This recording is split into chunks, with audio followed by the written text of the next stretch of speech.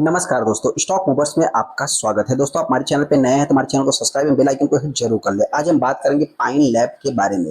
Pine lab की बात करें दोस्तों, तो इससे रिलेटेड मैंने पहली बार वीडियो बना रहा दोस्तों।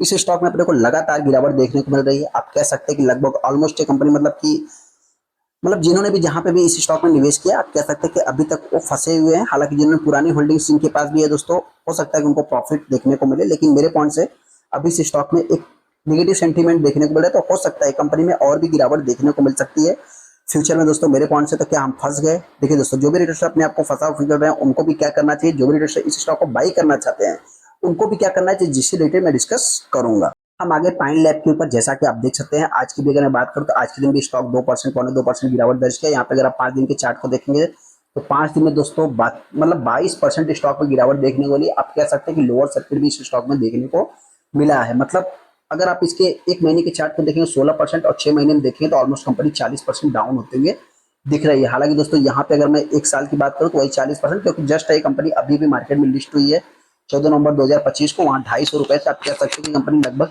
150 रुपए पे आ गई है। इंपॉर्टेंट चीज क्या है दोस्तों कि 284 रुपए इस कंपनी का हाई था, और यहाँ से देखा जाए तो आप कह सकते हैं कि 151 रुपए की प्राइस पे कंपनी ट्रेड हो रही है। तो यहाँ पे इनका कुछ कि लॉकिंग एक्सपायरी भी हुआ, जिसके कारण भी इस स्टॉक को कि एक झटका लगते हुए दिखा। हालांकि वहीं पे अगर मैं यहाँ पे वैल्यूम कंटेंट की भी अगर मैं बात करूँ तो वैल्यूम भी कुछ अच्छा खासा ही बन रहे हैं। लॉकिंग पीरियड का दोस्तों सबसे बड़ा कि आप कह सकते हैं कि मीशो उसके बाद एक आप कह सकते हैं कि पाइन लैब का भी और ग्रो का भी, जो कि इनका लॉकिंग पीरियड खत्म हुआ, जिसके बाद एक स्टॉक में गिरावट देखने को मिली है। हालांकि इंपॉर्टेंट चीज यहाँ पे देखेंगे तो 20% का लोअर सर्किट लगते हुए दिखा था, जैसे कि आप देख सकते हैं कि क्रैश हुआ 20% स्टॉक। दोस्तों कंपनी के बिजनेस में दम नहीं है, तभी तो लॉकिंग पीरियड में दोस्तों इस टाइप की गिरावट देखने को मिली। फ्यूचर में और भी स्टॉक में गिरावट देखने को मिलेगी, जिससे रेट में अपने पॉइंट से आगे डिस्कस करने की कोशिश करूंगा। हालांकि दोस्तों आप अपना खुद का एनालाइज करना, फिर चैनल मेरी तरफ से कोई भी रिकमेंडेशन देखने को नहीं मिलेगा। आप यहाँ पे देख भी सकते हैं कि आईपीओ प्राइस से देखा जाए तो लगभग 40% कंपनी डाउन होते हुए दिख रही है। अभी यहाँ पे दोस्तों इस कंपनी में देखेंगे तो इस समय कि एक वैल्यूम की अगर मैं बात करूँ तो वैल्यूम कैसे है दोस्तों, थोड़ा सा ओवरव्यू की अगर मैं बात करूँ तो सबसे पहले अगर आप देखेंगे तो कंपनी लगभग 40% डाउन है, जस्ट अभी भी मार्केट में आई हुई है। 239 मिलियन कि आपके 239 लाख 23 मिलियन के आसपास टोटल शेयर ट्रेड हुए हैं। लगभग आप कह सकते हैं कि एक अच्छा खासा कि यहाँ पे माल भी डिलीवरी में उठाया गया दोस्तों। इस चीज को भी अपने को नोट करना है। जो भी ट्रेडर फंसे हुए हैं दोस्तों और जो भी ट्रेडर इस स्टॉक को बाई करना चाहते हैं तो थोड़ा सा इसके ऊपर अपना फोकस बनाए दोस्तों। कोई बाई या सेल की मैं रिकमेंडेशन नहीं दूंगा, इस चीज को भी नोट करके चलना है। इंपॉर्टेंट चीज दोस्तों, कंपनी करती क्या है दोस्तों, तो नाम तो इसका पाइन लैब है। कंपनी करती क्या है, सबसे पहले दोस्तों देखिए, company is a leading India merchant commerce platform that's provide a of sales, कि आप कह सकते हैं पेमेंट गेटवे से रिलेटेड कंपनी काम करती है दोस्तों। इस टाइप का बिजनेस आप चाहे तो हमको कमेंट कर सकते हैं कि और कौन सी कंपनी करती थी, जिसकी हालत इस समय क्या है दोस्तों, उसके बारे में आप चाहे तो हमको कमेंट कर सकते हैं। सबसे पहले दोस्तों देखिए, कंपनी जितनी भी मर्चेंट कंपनियां हैं, ये एक सर्विस प्रोवाइडर टेक्नोलॉजी से रिलेटेड कंपनी काम करती है। और यहाँ पे अगर इसके पीयर्स में हो सकता है कि दिख जाए अपने को पीवी फिनटेक, और कि एक मूवी की अगर मैं बात करूं, हालांकि दोस्तों देखिए ये सब तो आपको थोड़ा सा एक्टिविटी देखने को मिल जाएगी, लेकिन ई कॉमर्स साइट हो चाहे मर्चेंट साइट्स हो दोस्तों, सबको बना के देने वाली कंपनी शायद रिसेंट में कोई रिसेंट में बहुत ही पुरानी कंपनी देखने को मिली थी।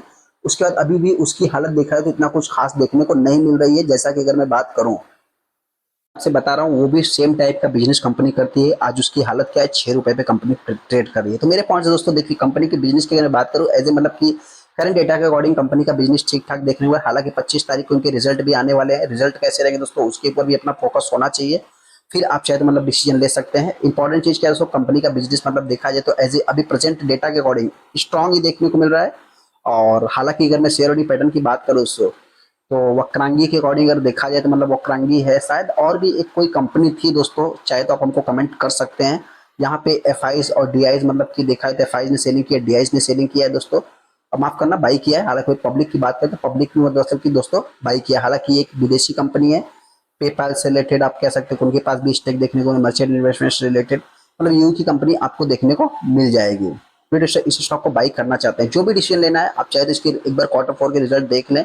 Q4 के रिजल्ट को देखने के बाद फिर चाहे तो डिसीजन ले सकते हैं। हो सकता है कि आपको सेल ही करना है, मना नहीं, लेकिन हो सकता है कि 200 रुपए तक भी कंपनी जा सकती है। ऐसा क्यों? क्योंकि कंपनी के Q4 के रिजल्ट मार्केट के एक्सपेक्टेशन से थोड़ा बेटर आते हैं दोस्तों, तो हो सकता है कि एक मतलब कि इस स्टॉक की तेजी भी देखने को मिल सकती है। हालांकि देखा जाए मतलब अभी तक कंपनी की डेटा को देखेंगे दोस्तों, तो जो कि इनके रिजल्ट 26 तारीख को मतलब कि शेड्यूल्स देखने को मिलेंगे, जो इनसे एक्सपेक्ट किया जा रहा है मार्केट 750 730 करोड़ का जो कि एक्सपेक्टेशन है।